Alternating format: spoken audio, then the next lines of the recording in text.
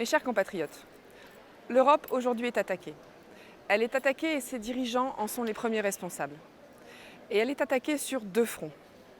La première attaque est insidieuse, pernicieuse, parce qu'elle attaque nos valeurs, nos fondamentaux. Cette semaine, à Strasbourg, lors de la session parlementaire, les députés doivent se prononcer sur deux textes, mettant les valeurs familiales en danger et surtout outrepassant totalement les compétences de l'Union européenne. Le premier texte est la proposition de résolution Rodriguez sur l'émancipation des jeunes filles par l'éducation dans l'Union européenne. L'objectif de cette résolution est limpide. Intervenir dans le système éducatif pour s'assurer que toutes les jeunes filles soient soumises à l'idéologie dominante et délétère de l'Union européenne grâce à l'école. Deux exemples de cette proposition contenus dans ce rapport. Rendre obligatoire une éducation sexuelle pour tous les élèves du primaire, donc dès 6 ans. Apprendre aux jeunes filles qu'elles ont le contrôle de leur corps. Et enfin, inclure des informations objectives sur les questions LGBTI dans les programmes scolaires. Le second texte est un rapport d'initiative demandant à la Commission de réclamer une ambitieuse mise à jour des législations nationales, notamment sur le mariage entre personnes de même sexe. Ce rapport, venant compléter d'autres textes, a pour objectif la légalisation de la pratique des mères porteuses et vise l'instauration d'un droit à l'enfant, la marchandisation du corps des femmes et, à terme, la commercialisation de nos enfants. À l'heure où l'Europe connaît une crise morale majeure, un défi migratoire immense, une crise de l'euro lancinante, une croissance nulle et des taux de chômage terrifiants, il est crucial et urgent que les Européens se concentrent sur les compétences qui sont les leurs et tentent de régler les véritables problèmes que vivent aujourd'hui les Européens. Seules les familles sont légitimes dans l'éducation de leurs enfants. L'école doit être celle de l'instruction et non celle de la propagande. Le Front National, avec ses amis du groupe Europe des Nations et des Libertés, se montre systématiquement offensif sur ces sujets de civilisation et a déposé un amendement de rejet du texte Rodriguez sur l'éducation de ces jeunes filles et a voté contre le rapport d'initiative Ferrara. Alors le vote a eu lieu aujourd'hui et a été voté à l'unanimité avec 408 votes pour et 236 votes contre. La deuxième attaque est plus visible puisque chaque jour elle fait la une de nos journaux. Tout le monde a vu cette photo horrible du corps de cet enfant échoué sur une plage, devenu le véritable symbole médiatique de cette crise migratoire. Merkel et Hollande ne trouvaient hier comme solution à ce drame que d'accueillir en France 24 000 migrants sur 2 ans.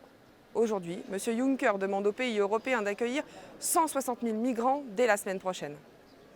L'ensemble de la classe politico-médiatique accorde aujourd'hui ses violons sur l'usage du terme réfugié, désignant ainsi les clandestins qui chaque jour arrivent par milliers sur le sol européen. Ils tentent de cette manière de désarmer les consciences face au drame humain qui se joue aujourd'hui autour de la Méditerranée, afin de mettre en place leur politique migratoire suicidaire que la majorité des Français aujourd'hui rejettent massivement. Comme moi, vous constatez par les images chaque jour diffusées que la majorité des clandestins sont des hommes seuls, dans la force de l'âge. Mais ces hommes ont sûrement une femme, des enfants, une mère, des sœurs. Alors comme si on nous le dit, ces gens fuient la guerre dans leur pays, pourquoi laissent-ils derrière eux leur famille aux mains des islamistes ?